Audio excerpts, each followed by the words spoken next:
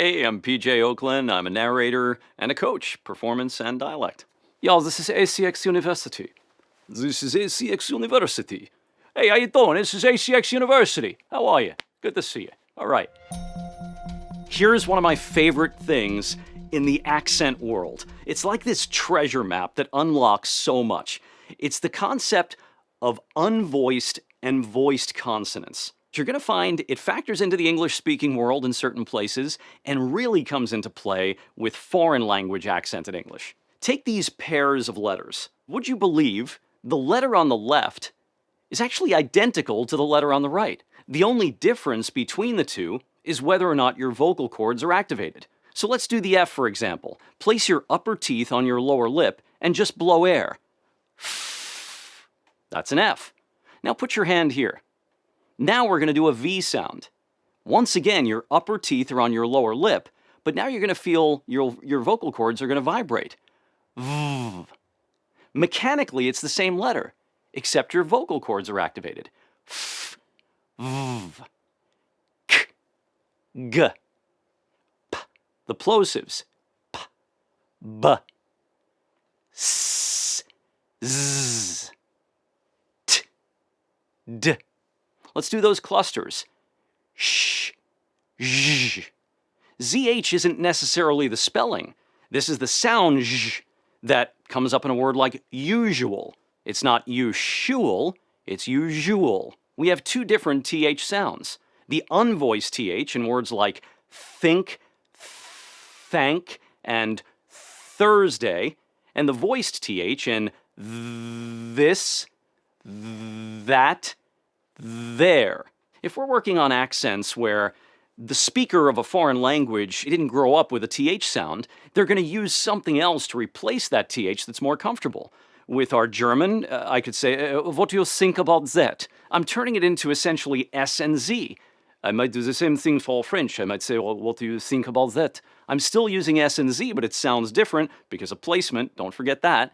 I might do something like with Russian. I might say, what do you think about that? What about something that was English to begin with?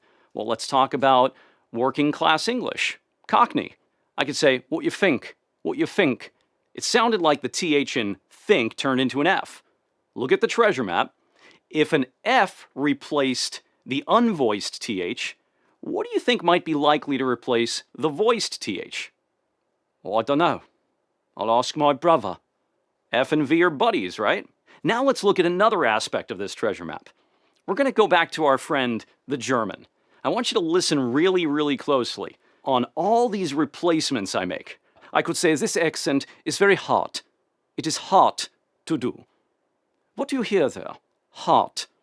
D turned to T. Let's say, well, you're working on this accent and you're doing a good job. You're doing a good job. What do we hear there?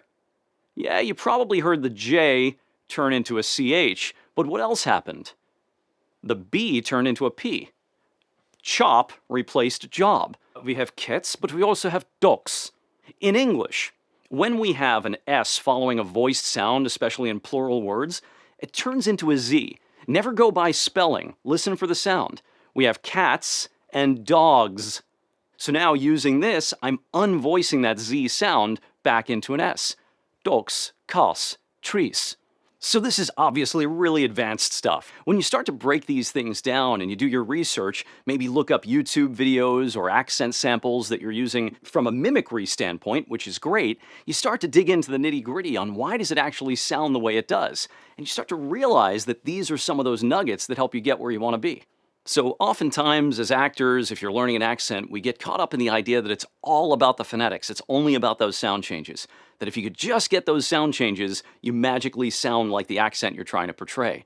But we can't dismiss placement. Let's say I'm teaching you a German accent, and we've learned everything phonetically. We respell all of the words in the accent. Let's say the line is, do you have it, right?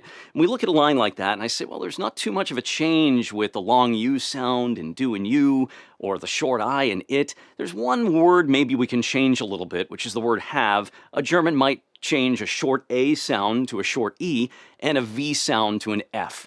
So the word have, the new spelling phonetically rather than H-A-V, is now H-E-F. Do you hef it? With me so far? Well, therein the problem lies. I just said that out loud, and I didn't sound remotely German. But then let's imagine I start to move the placement of my voice, yeah? We look at the same line, I say, do you have it? Do you have it? Well, now I'm sounding German, yeah? Because the placement is very far forward. Lips and teeth, which is where German lives, yeah? Let's go a step further with this. Let's say, well, this PJ guy doesn't know what he's talking about. Because I am a diplomat, I speak on the world stage, I use English every day, thank you very much, and I know what a V is. So I say, do you have it? Do you have it? Yeah?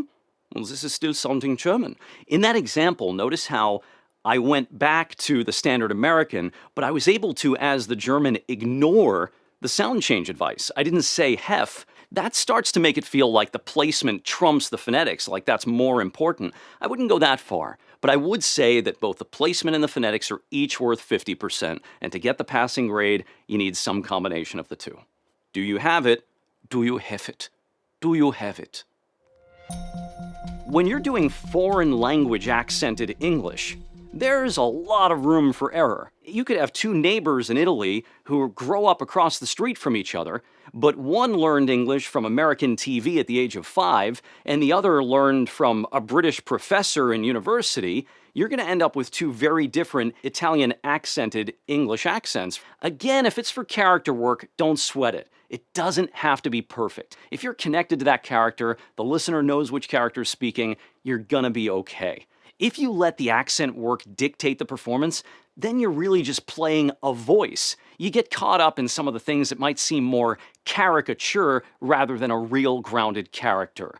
The last thing I ever want for you is to be in your head thinking about phonetics and placement and mouth shape when you're in the midst of an emotional scene. I want you connected to those characters in the moment. Try to get the fundamentals, use your mimicry skills, pay attention to mouth shape, pay attention to placement. Try and pick out for yourself some of those key sound changes, and you'll find that that's going to really enhance your accented performances.